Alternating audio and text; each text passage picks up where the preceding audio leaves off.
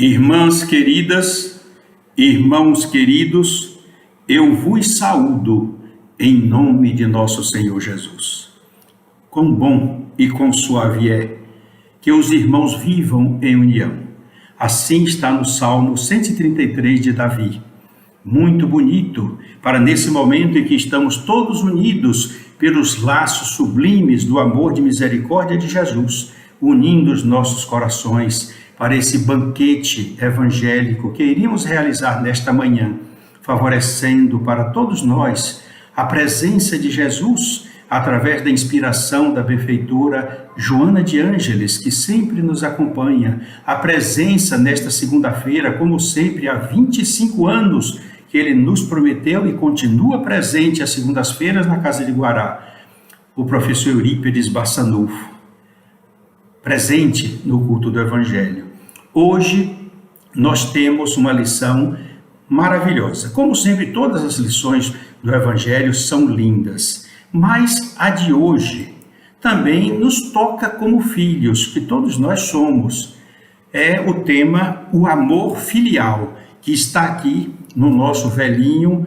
Já encomendei um outro para que vocês não fiquem pensando, vou guardar o Natal para dar um livro desse de presente para Ari. Não se preocupe, eu já pedi um outro novo. Esse está desgastado justamente pelo manuseio, praticamente ele dorme na cabeceira de minha cama.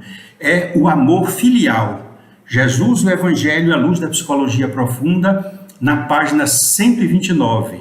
E ela comenta do nosso Evangelho segundo o Espiritismo de Allan Kardec, o capítulo de número 14, que tem o título Honrai a vosso pai e a vossa mãe.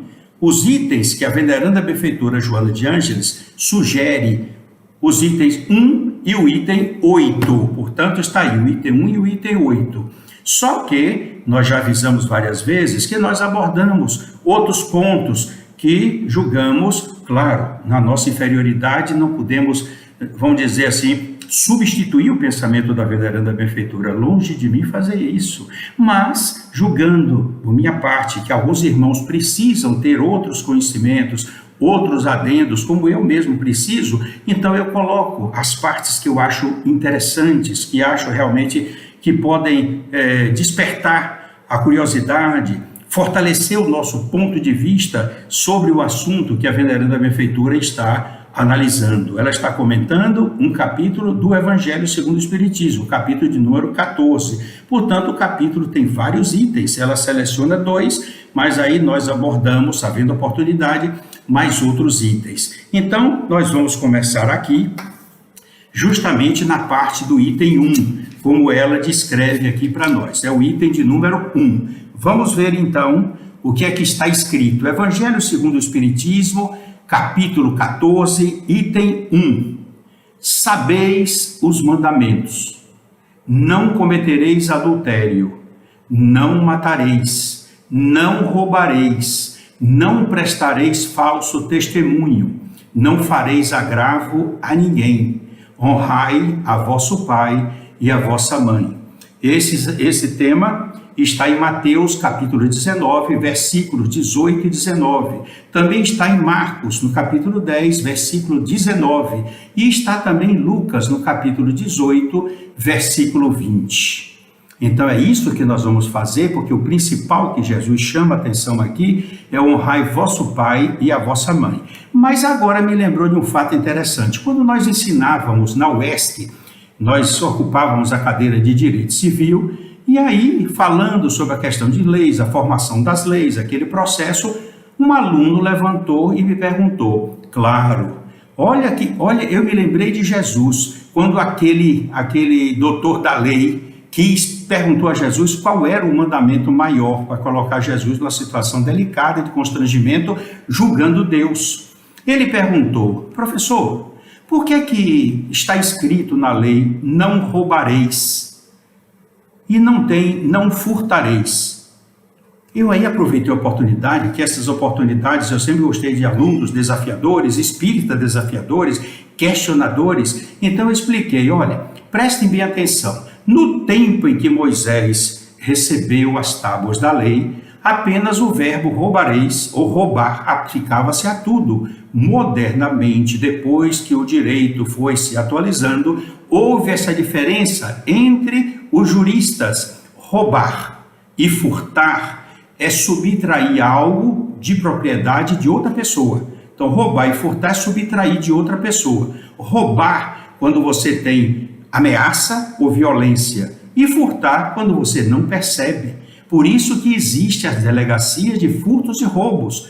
Quando a pessoa vai lá e diz para o delegado, ou quer fazer um BO, e diz, meu carro foi roubado. Muito bem, descreva o meliante, o assaltante. Não, eu não vi, eu saí de casa e o carro não estava lá. Então aí não, aí é furto, porque você não viu. Roubar é quando há ameaça ou violência. Então no tempo de Jesus, nem no tempo de Moisés, não tinha essa diferença. E os juristas atualmente já adotaram isso já tem muito tempo, mas serve como uma diferença. Muita gente pensa que é a mesma coisa, mas não é.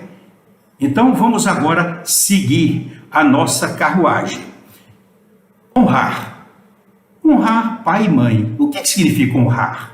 Eu me lembro porque tem um dicionário muito bom que eu ganhei de presente, o dicionário OAS. Tem muito mais verbetes, mais de 20 mil verbetes do que o Aurélio.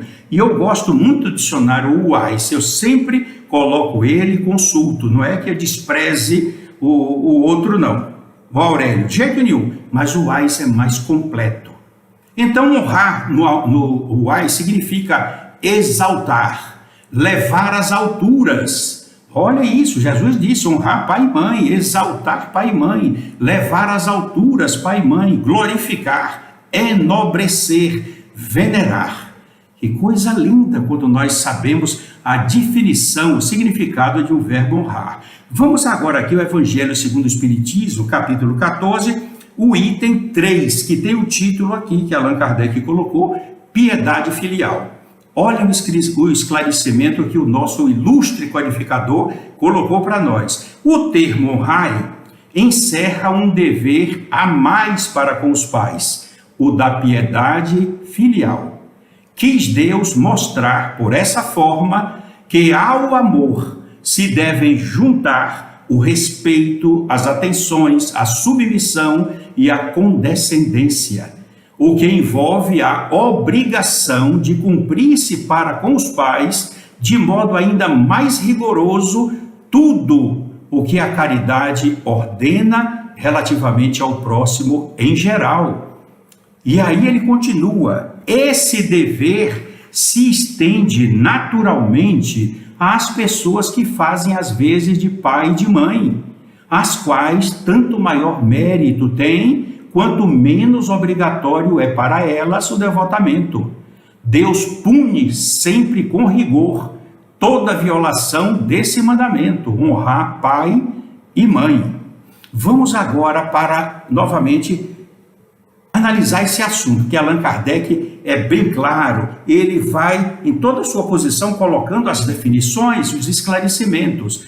Honrar a seu pai e a sua mãe não consiste apenas em respeitá-los, é também assisti-los na necessidade, é proporcionar-lhes repouso na velhice, é cercá-los de cuidados, como eles fizeram conosco na infância. Quando eu olho isso aqui, eu me lembrei hoje pela manhã que eu recebo o newsletter do Vaticano, traduzido em português, onde o Vaticano colocou que ontem foi aprovado no Congresso Nacional de Portugal a eutanásia. Então, quando as pessoas tiverem pai ou mãe, tiver nessa situação, ou mesmo um parente, Jesus recomendou sempre amar até mesmo os inimigos. Como é que nós temos um pai, uma mãe, um irmão, uma irmã, um filho que está doente, mesmo que seja terminal, mas são minutos que às vezes proporcionam lições maravilhosas ao espírito que precisa passar por aquilo. Mas como eles desconhecem a reencarnação, desconhecem a doutrina espírita, embora lá existam poucos centros, mas existem centros espíritas lá em Portugal, eles aprovam um problema como esse. Realmente é doloroso, aqui o Papa Francisco chamou de descarte do amor envelhecido. Quer dizer, não serve mais para nada, então vamos praticar a eutanásia, vamos assassinar para que ele tenha descanso eterno na visão materialista. Portanto, esse parágrafo me toca muito quando eu vi essa lição do newsletter do Vaticano, mostrando que no dia 5 houve aprovação da eutanásia. Eu vou repetir: honrar a seu pai e a sua mãe não consiste apenas em respeitá-los, é também assisti-los na necessidade, é proporcionar-lhes repouso na velhice, não matar. É cercá-los de cuidados, como eles fizeram conosco na infância. E aí ele faz uma pergunta nessa parte. Contaram os pais, porventura, suas vigílias, as noites em claro, quando os filhos estavam doentes, os passos que deram para lhes obter o de que necessitavam, comprar um leite, comprar um medicamento, às vezes de noite, de madrugada? Continua. Os filhos não devem a seus pais pobres só o estritamente necessário, devem-lhes também, na medida do que puderem, os pequenos nadas supérfluos, uma televisão, um telefone celular. Então, devem-lhes também, na medida do que puderem, os pequenos nadas supérfluos, as solicitudes, os cuidados amáveis, que são apenas o juro do que os filhos receberam, o pagamento de uma dívida sagrada. Essa é a piedade filial grata a Deus.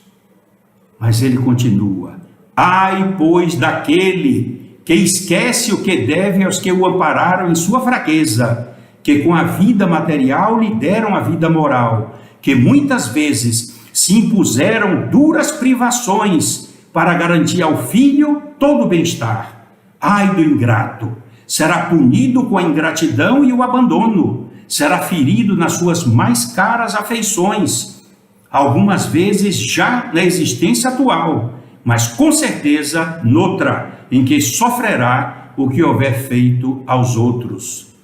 Meus queridos irmãos, olha o que Allan Kardec colocou aqui, terminando a análise do item 3. Alguns pais, é certo, descuram de seus deveres e não são para os filhos o que deveriam ser, mas a Deus é que compete puni-los e não a seus filhos.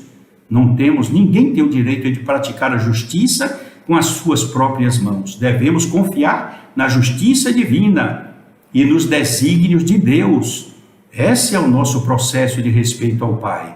Nós vamos agora no livro Jesus o Evangelho à luz da psicologia profunda, quando, na página 129, a veneranda benfeitora Joana de Ângeles nos diz: a constituição de uma família não é resultado de um acidente biológico, mas de uma programação que lhe precede a estrutura física e social. A programação existe antes de que se realize a constituição da família. O planejamento, a programação já foi feita no plano espiritual. Uma programação que lhe precede a estrutura física e social. E tem mais, que eu sempre me lembro, porque nunca me esqueço, quando eu e Carmélia advogamos 21 anos na vara de família e trabalhamos com aqueles que queriam separar-se, o divórcio, a separação, que nós conseguimos unir mais de 90% dos casos. Quando Joana de Ângeles fala aqui, a veneranda benfeitora, na página 188, lá adiante, quando Jesus junta dois seres, não é por acaso.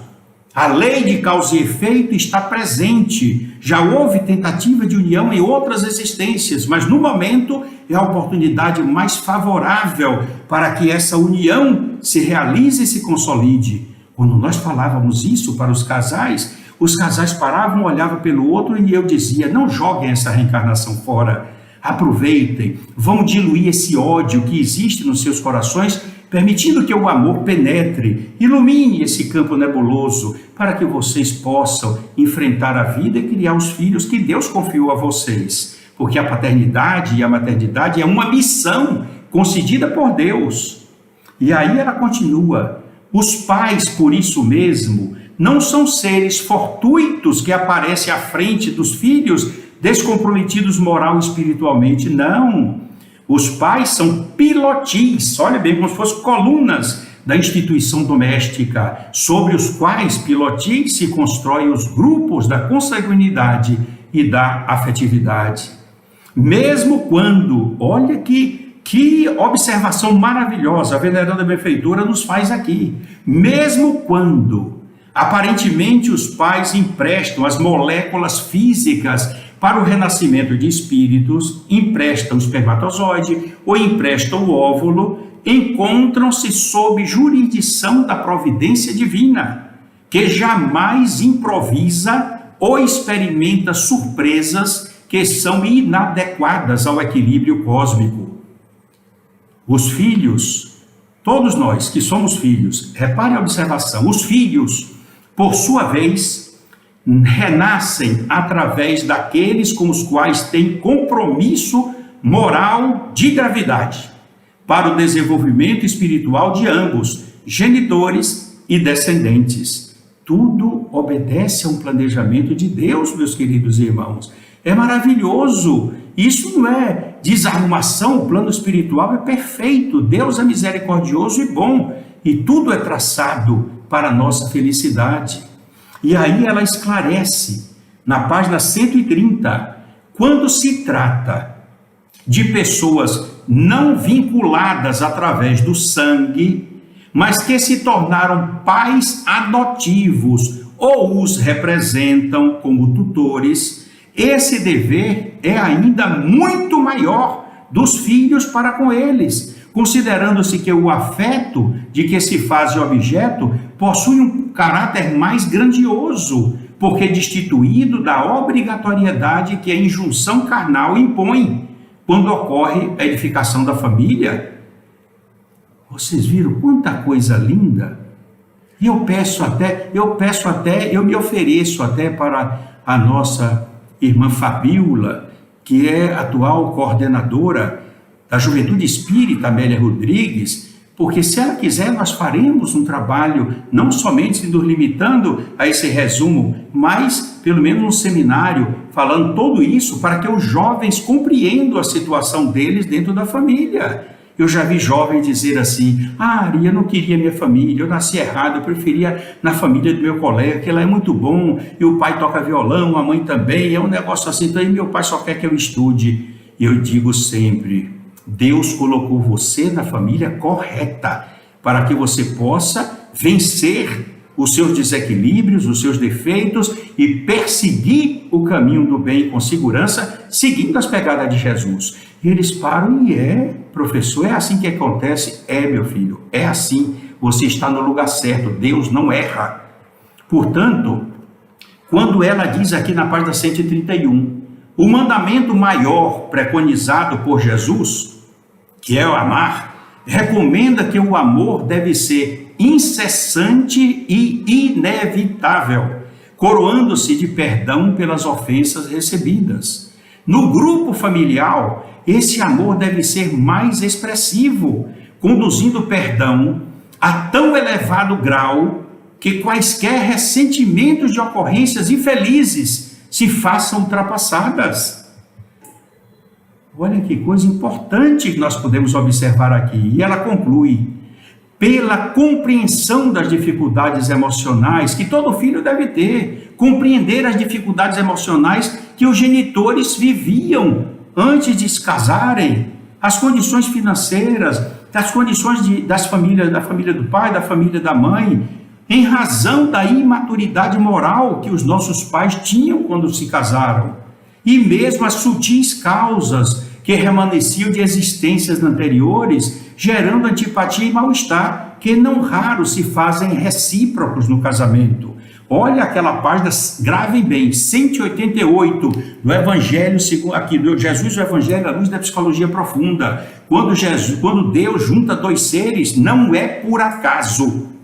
Já houve tentativas de união em outras existências, mas que agora é o momento mais possível, mais previsto, mais adequado para que a consolidação da união se perpetue através de um casamento equilibrado. A lei de causa e efeito está ali operando, realizando, cumprindo, para que se faça realizar o amor entre os dois.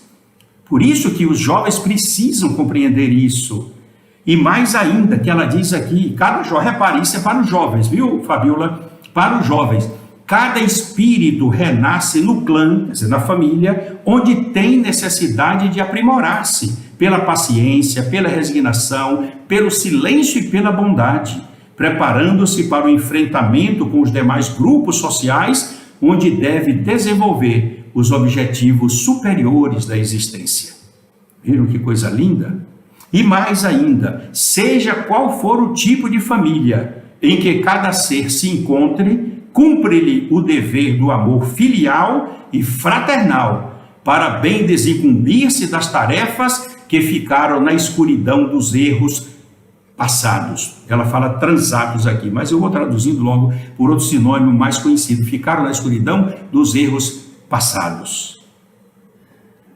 Olhem, meus irmãos, que coisas tão importantes esse jovem de hoje deveriam estar ouvindo essa palestra. E eu confirmo, minha irmã Jamile, Maiara, que trabalham lá, e os demais irmãos, consultem. Quando acabar essa pandemia, nós estaremos lá fazendo um seminário para que esses jovens abram os olhos e absorvam no coração esses ensinamentos da benfeitora Joana de Ângeles, que são maravilhosos. Olha aqui na página 133. Quando Jesus, em pleno ministério, sabendo que sua mãe e seus irmãos o procuravam com ansiedade, de forma surpreendente interrogou ao grupo aturdido que o queria submeter à sombra coletiva. Foi quando ele estava lá na casa de Pedro, o pescador, fazendo a sua contribuição, fazendo suas lições, quando os irmãos de Jesus, a mãe dele e outros também chegaram alegando que Jesus havia perdido o juízo. Quer dizer, porque estava se dizendo filho de Deus. Claro que depois, olha, Maria Santíssima depois saberia todo o processo maravilhoso do que iria acontecer. Isso tudo nós sabemos, isso tudo já falamos e vamos saber. Mas naquele momento, Deus permitiu que Jesus desse uma lição maravilhosa sobre a família universal. Eu vou repetir. Quando Jesus, em pleno ministério, sabendo que sua mãe e seus irmãos o procuravam com ansiedade, de forma surpreendente, interrogou ao grupo aturdido que o queria submeter à sua sombra coletiva. O grupo queria, vamos dizer assim, pegar Jesus, apreender Jesus para submeter à sombra coletiva deles, achando que Jesus havia perdido o juízo, como está no Evangelho de Mateus. Ele fez a pergunta, com toda calma: quem é minha mãe e quem são meus irmãos? E após olhar ao derredor, a todos elegeu como a sua família, pois que, completou, todo aquele que faz a vontade de Deus, esse é meu irmão, minha irmã e minha mãe. Mas dizer que muita gente diz, ele desprezou. Não. Lembrem-se que no momento da cruz, foi o pedido que ele fez a João Evangelista: filho, eis aqui tua mãe. Mulher, eis aqui o teu filho. E muita gente ainda fala, mas ele chamou a mãe de mulher. Leiam a professora Amélia Rodrigues, quando ela explica em um dos seus livros que mulher era um nome de respeito, um nome de consideração. Olha o que ele fez com a mulher adúltera na praça. Mulher, onde estão aqueles que te condenavam? Colocou-a na situação de respeito para falar. É isso que nós precisamos ver quando Jesus na cruz disse: mulher, eis aí o teu filho. Filho, eis aqui tua mãe. Então ele considerava muito sim a mãe dele, que se juntou aos apóstolos no dia de Pentecostes. Portanto, é uma falácia quando falam de Jesus nesse aspecto. Ele queria aproveitar a hora para dar uma lição mostrando a universalidade da família. Todos nós somos irmãos, porque oriundos do mesmo Pai. O seu amor, o amor familiar de Jesus, ampliava-se a toda a humanidade, para o qual ele viera, rompendo os grilhões do grupo restrito, para ensinar que na condição de serem todos os indivíduos filhos de Deus, são uma só e única família. Essa é a visão que nós temos. Todos somos filhos do mesmo Pai. Agora, nós vamos concluindo o nosso trabalho, trazendo aqui uma página uma mensagem da veneranda benfeitora Joana de Ângeles, no seu último livro dela, lançado agora, no começo de novembro, Vida Plena, na página 16, quando ela escreve aqui: nada vence o amor, que é a força viva mais atuante do universo. Continue amando, mesmo desamado moralmente. Os anjos guardiães que zelam por ti e pelo destino da humanidade estão vigilantes e ativos ao teu lado.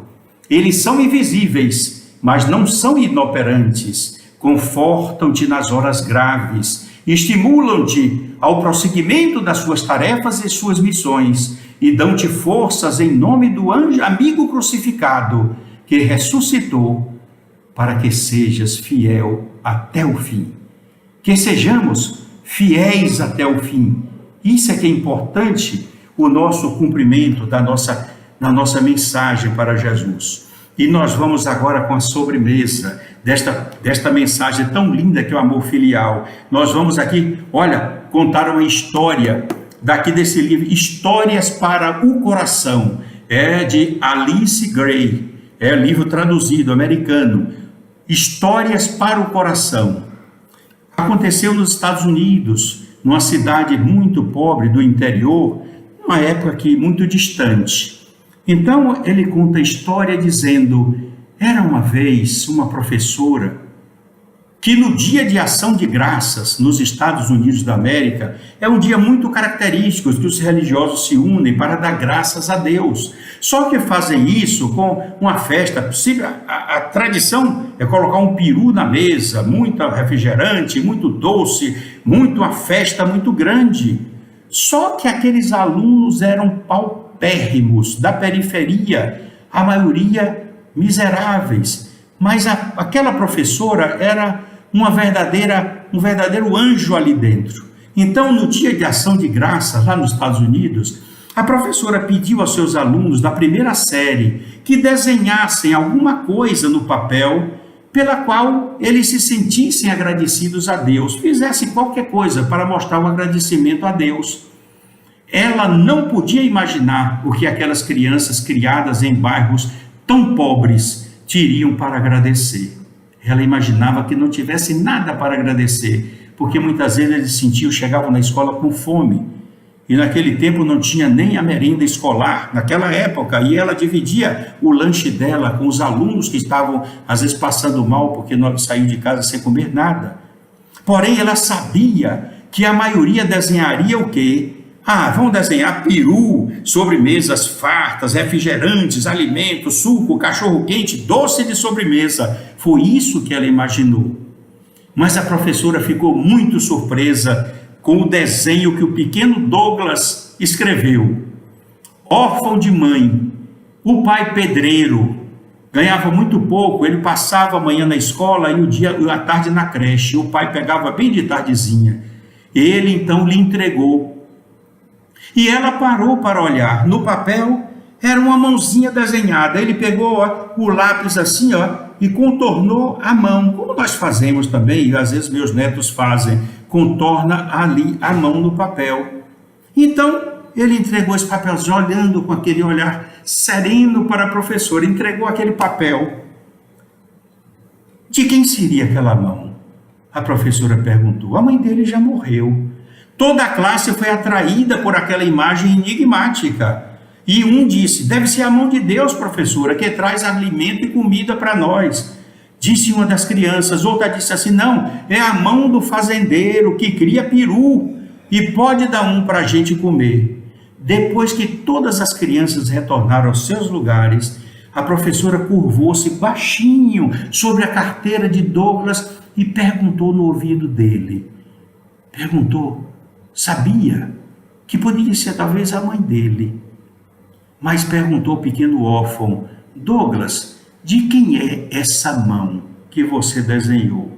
Ele também respondeu baixinho: professora, é a mão da senhora. A professora, o coração bateu, e a professora lembrou-se naquele momento de que ela costumava conduzir Douglas pela mão, um menino pobre, raquítico, o mais fraco da sala. Ela conduzia pela mão ao recreio, segurando a mãozinha dele, ora à direita, ora à esquerda. Às vezes a professora ajudava outras crianças também, mas aquele gesto significava muito para Douglas. Talvez seja esse o verdadeiro sentido do dia da ação de graças. O dia de nós sermos gratos a Deus, o dia de demonstrarmos a nossa gratidão. Ser grato não pelas coisas materiais que conquistamos, mas gratos pela oportunidade de sermos úteis aos outros, mesmo que a ajuda pareça insignificante, como daquela professora, apenas ela guiava a criança pela mão, ele colocou ali. Não era a mão da mãe dele, não era a mão da avó dele, era a mão da professora, que era o símbolo maior que naquele dia de ação de graças, ele agradecia a Deus por ter aquela mão perto dele. Por isso, meus queridos irmãos, eu vou ensinar a forma como eu me coloco sempre, pedindo a Deus que me dê as oportunidades dentro das minhas limitações cardiorrespiratórias, para poder erguer os aflitos, consolar os desesperados, enxugar lágrimas. Cada vez me faço pedinte a Deus e a Jesus por essas oportunidades. Eu não quero completar a minha reencarnação de forma ainda imperfeita, vazias. As conquistas, as coisas materiais, os diplomas que eu consegui acumular na minha vida, não têm o devido valor como a minha certidão de casamento, como as certidões dos meus filhos, as certidões dos meus netos. Para mim é de um valor muito grande. São espíritos de outras existências que se reencontraram aqui, perto dos nossos corações, unidos, cada um com seus defeitos, é claro,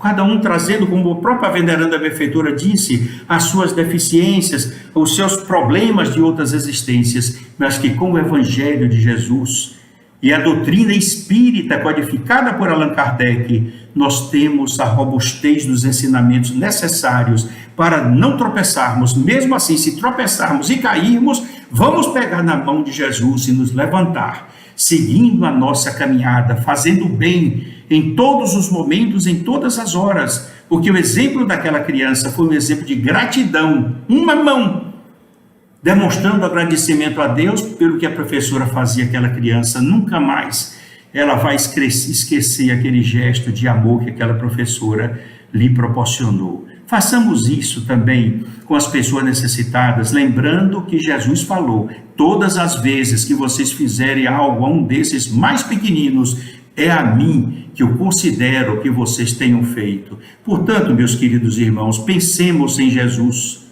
Não vamos fugir das nossas responsabilidades. Breve, nós retornaremos pessoalmente, presencialmente, às nossas casas espíritas.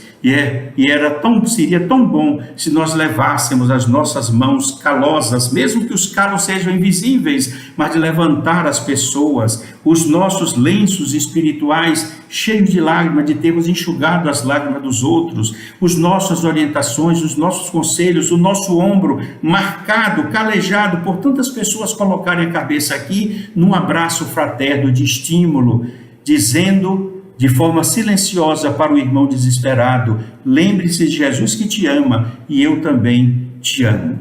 Que Deus os abençoe, que Jesus, na sua infinita misericórdia e com todo o seu poder de amor, de misericórdia, envolva todos vocês que me seguem, para que vocês tenham sempre a alegria de amar e o prazer de servir, evitando quaisquer reclamações de qualquer espécie, fazendo com que de seus lábios saiam sempre palavras de enaltecimento, palavras de glorificação, palavras de gratidão por tudo que temos recebido em nossas existências. Que Jesus nos abençoe e continue iluminando sempre os nossos corações. Deus fique no coração de todos vocês e abundantemente derrame o seu amor em todos os seus lares. Que assim seja. Muita luz nos seus corações.